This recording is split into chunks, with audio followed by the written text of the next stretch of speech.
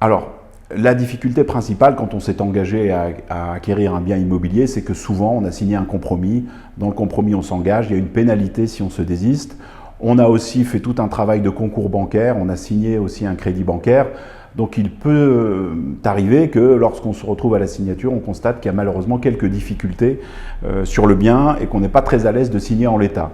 Donc dans ces cas-là, ce qu'il faut faire, c'est soit faire noter des réserves dans l'acte sur ces éléments, de manière à ce que s'ils ne sont pas réparés, on puisse agir, soit faire intervenir un expert avant la signature de l'acte ou avant la remise des clés qui notera tous ces éléments, et ça va vous permettre par la suite d'agir en justice si jamais le promoteur ou le vendeur ne répare pas les biens comme ils doivent l'être.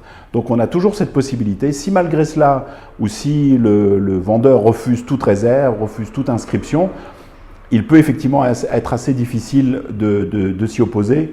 Donc dans ces cas-là, si les vices sont apparents, il faut les évaluer rapidement et voir si ça vaut la peine de signer ou pas. Si c'est significatif, et par exemple si c'est bien plus élevé que le montant de la pénalité, il faut dans ce cas-là plutôt refuser la vente.